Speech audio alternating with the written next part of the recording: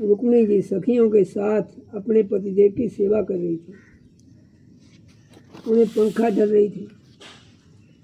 प्रिय परीक्षित, जो सर्वशक्तिमान भगवान खेल खेल में जग की रचना करते हैं, रक्षा करते हैं और प्रलय करते हैं, वही अजन्मा प्रभु अपनी बनाई हुई धर्म मर्यादाओं की रक्षा करने के लिए यदुवंशियों में अवतीर्ण हुए हैं।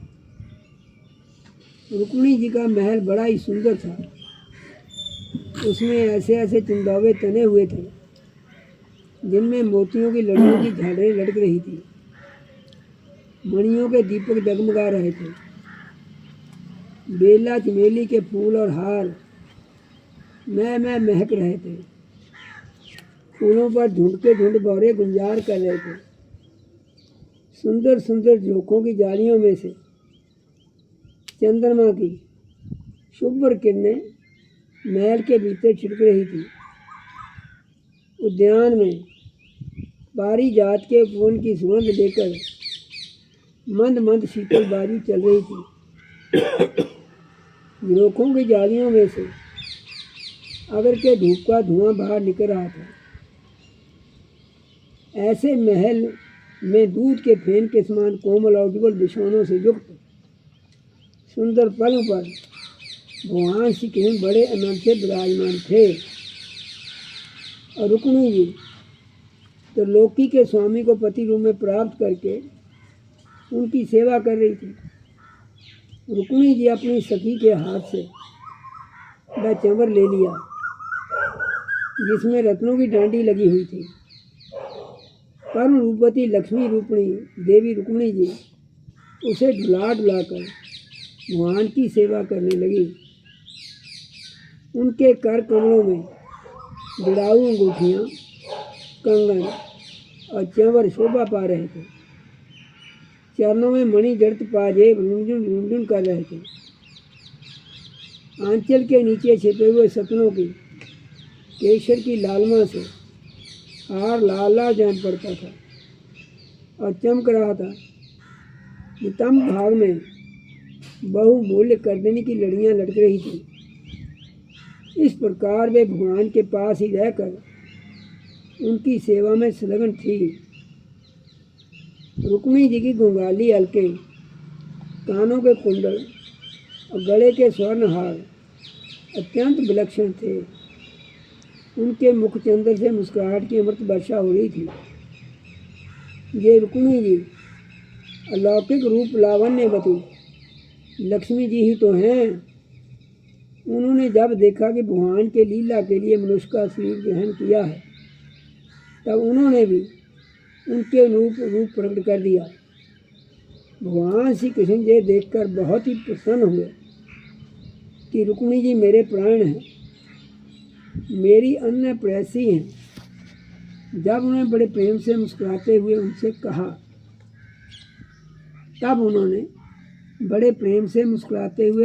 कहा, भगवान श्री कृष्ण ने कहा, राजकुमारी, बड़े बड़े नरपति जिनके पास लोकपालों के समान ऐश्वर्य और संपत्ति है, जो बड़े महानुभाव और श्रीमान हैं, क्या सुंदरता, उदारता, बल में भी बहुत आगे बढ़े हुए हैं, तुमसे विवाह करना चाहते थे।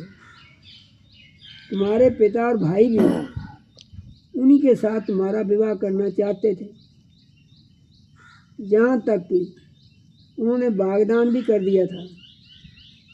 शिशुपाल आदि बड़े बड़े वीरों को, जो कामोन्मत्त होकर तुम्हारे जातक बन रहे थे, तुमने छोड़ दिया। अब मेरे जैसे व्यक्ति को, जो किसी प्रकार तुम्हारे समान नहीं है, अपना पति स्वीकार किया। तुमने ऐसा क्यों किया? सुंदरी, देखो, हम जरासंध आदि राजाओं से डरकर समुद्र की क्षण में आ बसे हैं। बड़े बड़े बलवानों से हमने बैर बांध रखा है और पराया राज सिंहासन के अधिकार से भी हम वंचित हैं। यहाँ भगवान ने पराया साथ शब्द लगा दिया। वंचित हैं। सुंदरी, हम किस मार्ग के अनुयायी हैं? हमारा कौन सा मार्ग है? ये भी लोगों को अच्छी तरह मालूम नहीं है। हम लोग लौकिक व्यवहार का भी ठीक ठीक पालन नहीं करते। अनुनय विनय के द्वारा इसी ओर जाते भी नहीं हैं। जो स्त्रियां हमारे जैसे पुरुषों का अनुसरण करती हैं, उन्हें प्रायः क्लेश ही क्लेश भोगना पड़ता है। सुंदरी, हम तो सदा के अकिंचन हैं। अकिंचन किसे कहते हैं? जो कुछ नहीं रखते, जो कुछ नहीं रखते। माँ के खाने जरूरी नहीं, जिसके पास कुछ नहीं होता मांगे पहले ना मांगे।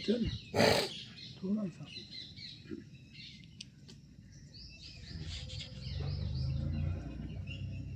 ना तो हमारे का कभी कुछ था और ना रहेगा। ऐसे ही जिन जिन लोगों से हम प्रेम भी करते हैं, और वे लोग भी हमसे प्रेम करते हैं। यही कारण है कि अपने को धनी समझने वाले लोग प्रायः हमसे प्रेम नहीं करते, हमारी सेवा नहीं करते। जिनका धन, कुल, ऐश्वर्य, सौंदर्य, जहाँ ज्ञान है और आय अपने समान होती है, उन्हीं से विवाह और मित्रता का संबंध करना चाहिए। जो अपने से श्रेष्ठ या अधम हो, उनसे नहीं करना चाहिए। विदर्भ राजकुमारी, तुमने अपनी अदूरदर्शिता के कारण इन बातों पर विचार नहीं किया और बिना जाने बूझे भिक्षुकों से मेरी झूठी प्रशंसा सुनकर मुझ गुणहीन को ही वर्ण कर लिया। अब भी कुछ बिगड़ा नहीं है। तुम अपने रूप किसी श्रेष्ठ क्षत्रिय को वर्ण कर लो, जिसके द्वारा तुम्हारी इस लौकिक और परलौकिक सारी आशा अभिलाषाएं पूर्ण हो सकें। सुंदरी, तुम जानती ही हो कि शिशुपाल आदि शालक, जरासंध, दंतवक्त्र आदि नरपति और तुम्हारा बड़ा भाई रुक्मी सभी मुझसे द्वेष करते थे। कल्याणी, वे सब बल पौरुष मत से अंधे हो रहे थे, अपने सामने किसी को कुछ नहीं गिनते थे। उन दुष्टों का मान मर्दन करने के लिए ही मैंने तुम्हारा हरण किया है। और तुम कह रहे भेजे थे कोई ऐसी कि तुम्हें को क्यों उठा के लाया, तो ये कह दिया हरण किया था और कोई कारण नहीं था। निश्चय ही हम उदासीन हैं। हम स्त्री, संतान और धन के लोलुप नहीं हैं।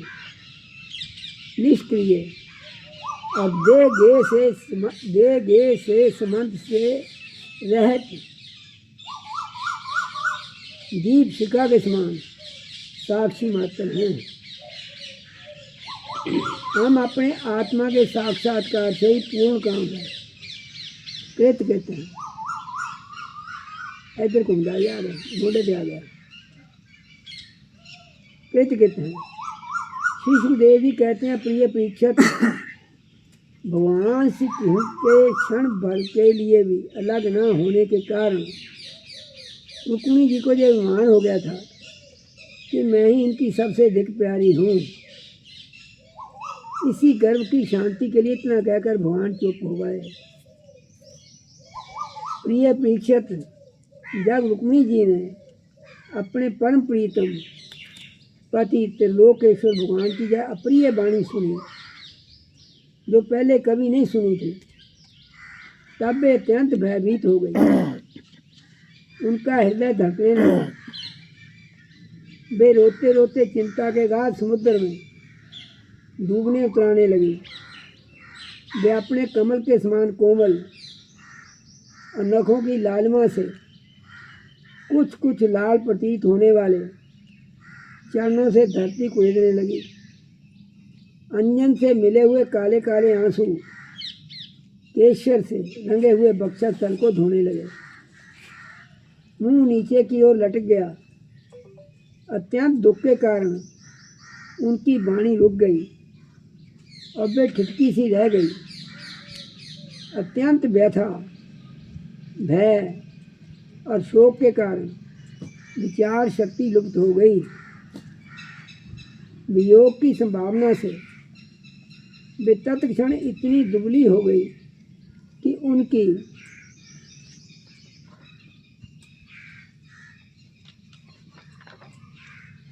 कलाई का कंगन तक खिसक गया। हाथ का चंवर गिर पड़ा। बुद्धि की विकृतता के कारण वे एकाएक अचेत हो गई। केश बिखर गए और वे बाजू वेग से उड़े हुए केले के खंभे की तरह धरती पर गिर पड़ी। भगवान श्री कृष्ण ने देखा कि मेरी प्रेयसी रुक्मिणी जी हास्य विनोद की गंभीरता नहीं समझ रही है, इसलिए मजाक करना भी खराब होता है, भरा पड़ जाता है।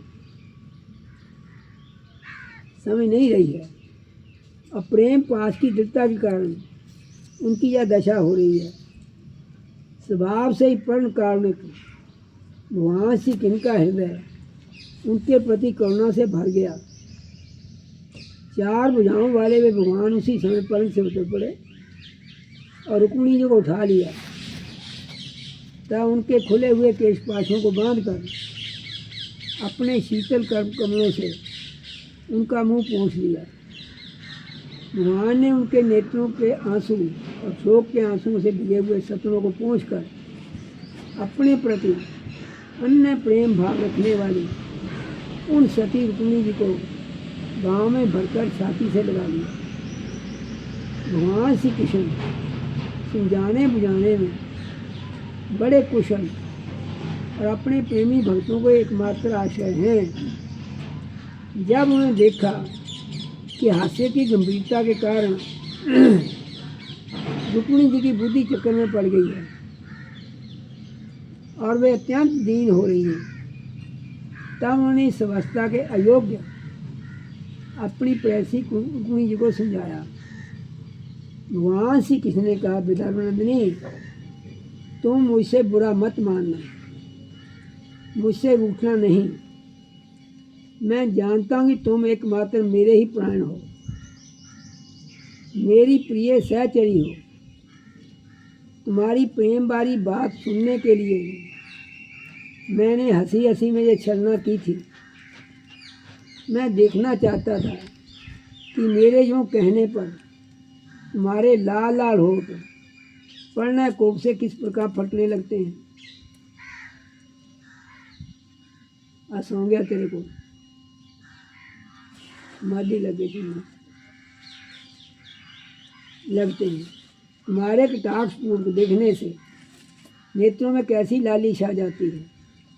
भौहें चढ़ जाने के कारण तुम्हारा मुंह कैसा सुंदर लगता है। मेरी परम प्रिय सुंदरी, घर के काम धंधों में रात दिन लगे रहने वाले रिश्तों के लिए घर गृहस्थी में इतना ही तो परम लाभ है कि अपनी प्रिय रंगनी के साथ हाथ प्रयास करते हुए कुछ घड़ियाँ सुख से बिता ली जाएं। बाकी सब दुख ही दुख है, बिता ली जाती है। श्री सुखदेव जी कहते हैं, राजन, जब भगवान श्री कृष्ण ने अपनी प्राण प्रिया को इस प्रकार समझाया बुझाया, तब उन्हें इस बात का विश्वास हो गया कि मेरे प्रीतम ने केवल परिहास में ही ऐसा कहा था। अब उनके हृदय से वह भय जाता रहा कि प्यारे हमें छोड़ देंगे। प्रिय परीक्षित, अब वे सलाज हास्य प्रेमपूर्ण मधुर चितवन से पुरुषभूषण भगवान श्री कृष्ण का मुखार में निरखती हुई उनसे कहने लगी। रुक्मिणी जी ने कहा, कमल नयन, आपका यह कहना ठीक ही है कि ऐश्वर्य आदि समस्त गुणों से युक्त अनंत भगवान के रूप में नहीं, आपने बिल्कुल ठीक कहा। आपकी समानता में किसी प्रकार नहीं कर सकती। कहाँ तो अपनी खंड महिमा में स्थित तीनों गुणों के स्वामी तथा ब्रह्म आदि देवताओं से सेवित आप भगवान, कहाँ तीनों गुणों के अनुसार स्वभाव रखने वाली गुणवती गुणमय प्रकृति में जिसकी सेवा कामनाओं के पीछे भटकने वाले अज्ञानी लोग करते हैं, भला मैं आपके समान कब हो सकती हूँ? स्वामिन, आपका यह कहना भी ठीक ही है कि आप राजाओं के भय से समुद्र में आकर छिपे हैं, परंतु राजा शब्द का अर्थ पृथ्वी के राजा नहीं, तीनों गुणों रूप राजा हैं। मानो आप उन्हीं के भय से अंतःकरण रूप समुद्र में चैतन्य घन अनुभूति स्वरूप आत्मा के रूप में विराजमान रहते हैं। अनुभूति स्वरूप, इसमें संदेह नहीं कि आप राजाओं से बैर रखते हैं, परंतु वे राजा कौन हैं? यही अपनी दुष्ट इंद्रियां। इनसे तो आपका बैर है ही। अब प्रभु, आप राजसिंहासन से रहते हैं, ये भी ठीक ही है, क्योंकि आपके चरणों की सेवा करने वालों ने भी राजा के पद को घोर अज्ञानांधकार समझकर दूर से ही दुत्कार रखा है। छोड़ के जंगल चले जाते हैं ना। फिर आपके लिए तो कहना ही क्या है। आप कहते हैं कि हमारा मार्ग स्पष्ट नहीं है और हम लौकिक पुरुषों को जैसा आचरण भी नहीं करते। ये बात भी निस्संदेह सत्य है, क्योंकि जो ऋषि मुनि आपके पाद पद्मों का मकरंद रस का सेवन करते हैं, उनका मार्ग भी स्पष्ट रहता है और विश्व में उलझे हुए नर पशु उसका अनुमान भी नहीं लगा सकते। और हे अनंत, आपके मार्ग पर चलने वाले आपके भक्तों की भी चेष्टाएं जब प्राय अलौकिक ही होती हैं, तब समस्त शक्तियों और ऐश्वर्यों के आश्रय आपकी चेष्टाएं अलौकिक हों, इसमें तो कहना ही क्या है। आपने अपने को किंचन बतलाया है, परंतु आपकी किंचनता दरिद्रता नहीं है। उसका अर्थ ये है कि आपके अतिरिक्त और कोई वस्तु ना होने के कारण आप ही सब कुछ हैं। आपके पास रखने के लिए कुछ नहीं है, परंतु जिन ब्रह्मा आदि देवताओं की पूजा सब लोग करते हैं, भेंट देते हैं, वे ही लोग आपकी पूजा करते रहते हैं। आप उनके प्यारे हैं और वे आपके प्यारे हैं। आपका ये कहना भी सर्वथा उचित है कि धनाढ्य लोग मेरा भजन नहीं करते। जो लोग अपनी धनाढ्यता के मान से अंधे हो रहे हैं, इंद्रियों को तृप्त करने में ही लगे हुए हैं, वे ना तो आपका भजन सेवन ही करते हैं, ना तो ये जानते हैं कि आप मृत्यु के रूप में उनके सिर पर सवार हैं। जगत में जीव के लिए जितने भी वांछनीय पदार्थ हैं, वेश, हाँ जी, कौन से पदार्थ हैं?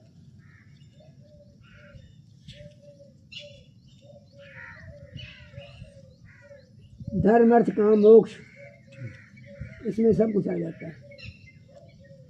धर्म अर्थ काम मोक्ष, उन सब के रूप में आप ही प्रकट हैं। आप समस्त वृत्तियों, प्रवृत्तियों, साधनों, सिद्धियों और साधनों के फलस्वरूप हैं। विचारशील पुरुष आपको प्राप्त करने के लिए सब कुछ छोड़ देते हैं। भगवान, उन्हीं विवेकी पुरुषों का आपके साथ संबंध होना चाहिए।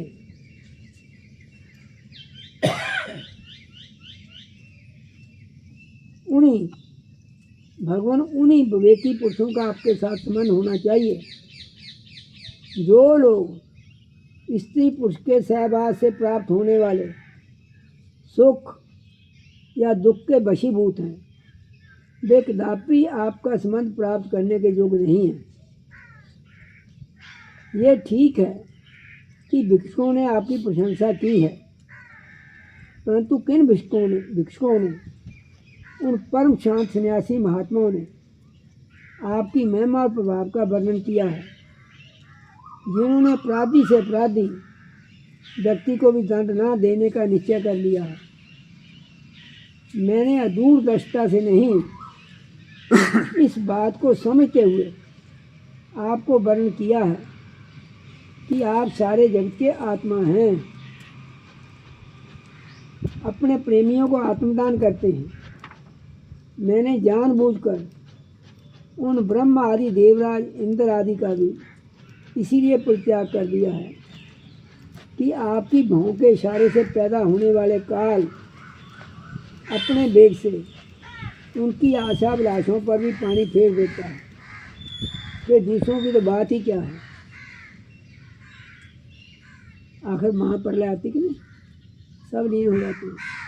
ये काल उन पर भी है ना ब्रह्मा पे। फिर दूसरों की शिशुपाल दंतभक्त और जरासंध की तो बात ही क्या है। सर्वेश्वर आर्य पुत्र, आपकी यह बात भी किसी प्रकार युक्ति संगत नहीं मालूम होती कि आप राजाओं से भयभीत होकर समुद्र में आ बसे हैं, क्योंकि आपने केवल अपने शार्दूल वंश के टंकार से मेरे विवाह के समय आए हुए समस्त राजाओं को भगाकर अपने चरणों में समर्पित मुझ दासी को उसी प्रकार हरण कर लिया जैसे सिंह अपनी कर्कश ध्वनि से वन पशुओं को भगाकर अपना भाग ले आवे। कमलनयन, आप कैसे कहते हैं कि जो मेरा अनुसरण करता है उसे प्रायः कष्ट ही कष्ट उठाना पड़ता है। प्राचीन काल के अंग, पृथु, भरत, याति और गय आदि जो बड़े बड़े राजेश्वर अपना अपना एक छत्र साम्राज्य छोड़कर आपको पाने की अभिलाषा से तपस्या करने वन में चले गए थे, वे आपके मार्ग का अनुसरण करने के कारण क्या किसी प्रकार कष्ट उठा रहे हैं? आप कहते हैं कि तुम और किसी राजकुमार का वर्णन कर लो। भगवान, आप समस्त गुणों के एकमात्र आश्रय हैं। बड़े बड़े संत आपके चरण कमलों की सुगंध का बखान करते रहते हैं।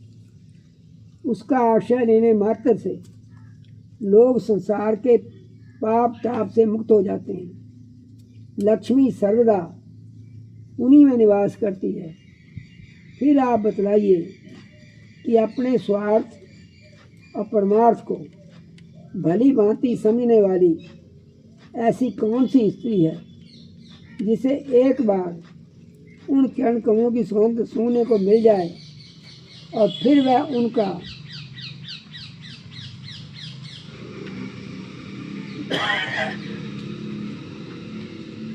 तिरस्कार करके ऐसे लोगों को वर्णन करे जो सदा मृत्यु, रोग, जन्म और जरा आदि भयों से युक्त हैं। जरा कैसे कहते हैं? कहते तो नहीं आर्या दंता नवे लग गया तेरे दंता होना है पहला वेदांति सगा भयों से युक्त है। कोई भी बुद्धिमती स्त्री ऐसा नहीं कर सकती। प्रभु, आप हमारे सारे जगत के एकमात्र स्वामी हैं। आप ही इस लोक और प्रलोक में समस्त आशाओं को पूर्ण करने वाले हैं एवं आत्मा है।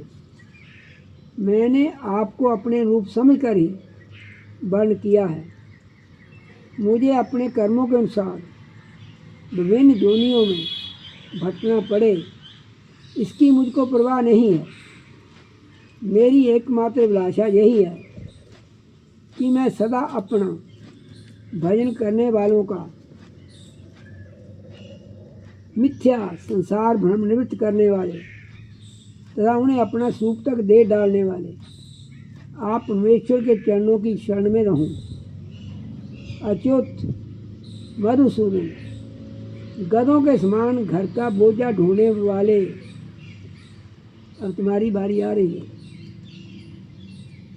बैलों के समान विस्ती के व्यापारों में जुटे रहकर कष्ट उठाने वाले, कुत्तों के समान तिरस्कार सहने वाले, सहते हो ना घर में तिरस्कार।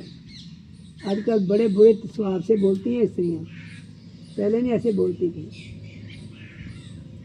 तिरस्कार सहने वाले, बिलाव के समान कृपण और हिंसक, तकरीच दासों के समान स्त्री की सेवा करने वाले, शिशुपाल आदि राजा लोग, जिन्हें वर्ण करने के लिए आपने मुझे संकेत किया है, उसी अभाग्नि के स्त्री के पति हों, इसके जिनके कानों में भगवान शंकर ब्रह्मा आदि देवेशों की सभा में गाई जाने वाली आपकी लीला कथा ने प्रवेश नहीं किया है। यह मनुष्य का शील जीवित होने पर भी मुर्दा ही है। ऊपर से चमड़ी, दाढ़ी मूछ, रोएं, नाक और केशों से ढका हुआ है, परंतु इसके भीतर मांस, हड्डी, खून, कीड़े, मलमूत्र, कफ, पित्त और बाजू भरे पड़े हैं। इसे वही मूढ़ स्त्री अपना प्रीतम, अपना पति समझकर सेवन करती है, जिसे कभी आपके चरणार मिट के मकरंद रस की सुगंध सूंघने को नहीं मिली है। कमल नयन, आप आत्माराम हैं, मैं सुंदरी अथवा गुणवती हूँ।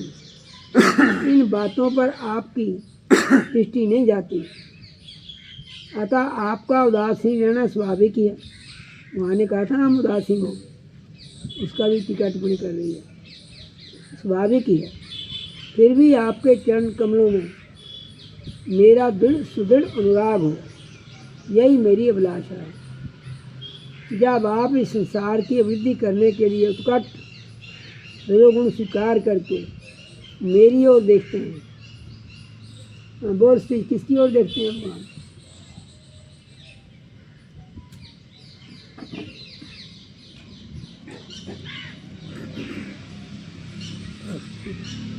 प्रकृति माया की ओर। जब जीवों के अंदर खलबल मचाते हैं भगवान के अंदर, तो फिर माया की ओर देखते हैं। एको हम भगवान, बस इसीलिए तेरे को पूछा, तेरे को याद है कि नहीं है? मेरी ओर देखते हैं, तब वह भी आपका अनुग्रह ही है। मधुसूदन, आपने कहा कि किसी रूप वर को वर्ण कर लो। मैं आपकी इस बात को भी झूठ नहीं मानती, क्योंकि कभी कभी एक पुरुष के द्वारा जीती जाने पर भी काशी नरेश की कन्या के समान, अम्बा के समान